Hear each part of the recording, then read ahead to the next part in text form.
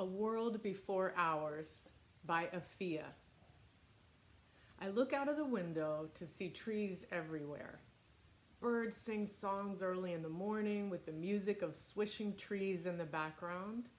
Nature reserves are growing tremendously and almost all pollution has disappeared.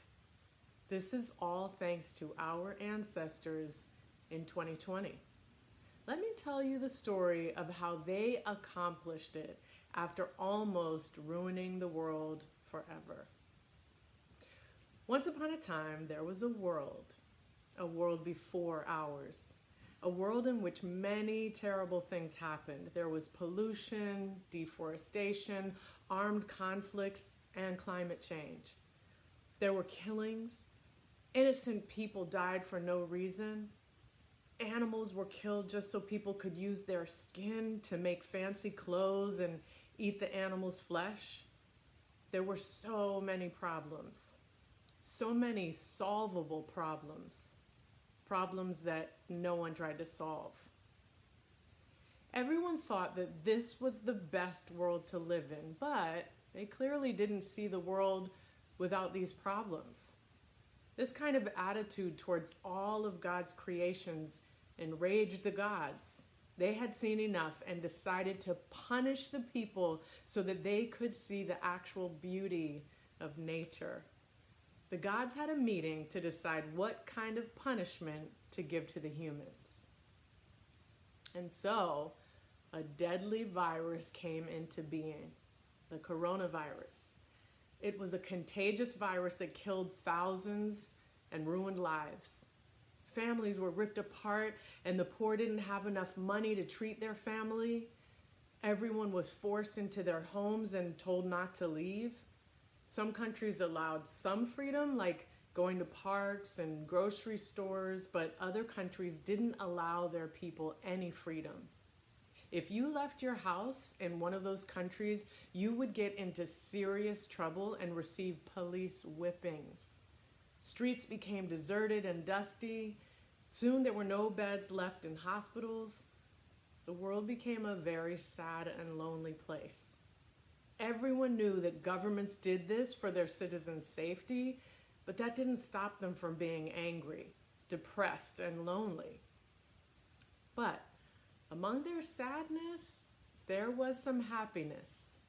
Happiness of those who suffered when us humans were happy.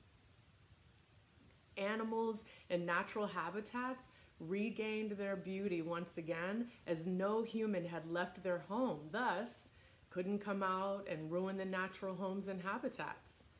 Flamingos flocked the most overcrowded cities.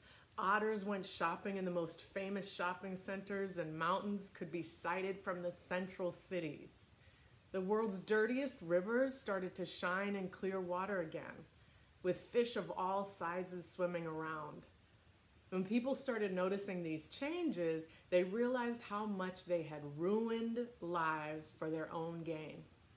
They realized how Earth had made life so much easier for them. When this world pandemic ended, it was their turn to show Mother Nature, to show Mother Earth and the gods their appreciation and gratitude. Our ancestors realized their mistakes and started correcting them. They decided they no longer wanted to live in the world they had left behind, but the world that had changed since their absence. And so now, in 2021, we have no one to thank but our ancestors, the people who changed the world and made it a better place for their future generations to live in. This is the story of the legendary year 2020. Thank you so much, Afia. This is a great story. I love that it is full of hope for this very difficult time that we find ourselves in. But your story reminds us that there are some good things that are happening now, especially around climate change. And I'm excited for what I know we can do as human beings to better the planet once we're able to go back outside and kind of live normal lives again. So thank you so much. And I would like to nominate my favorite English teacher when I was growing up who helped me to learn how to tell stories, and his name is Donald Burrows. Bye-bye.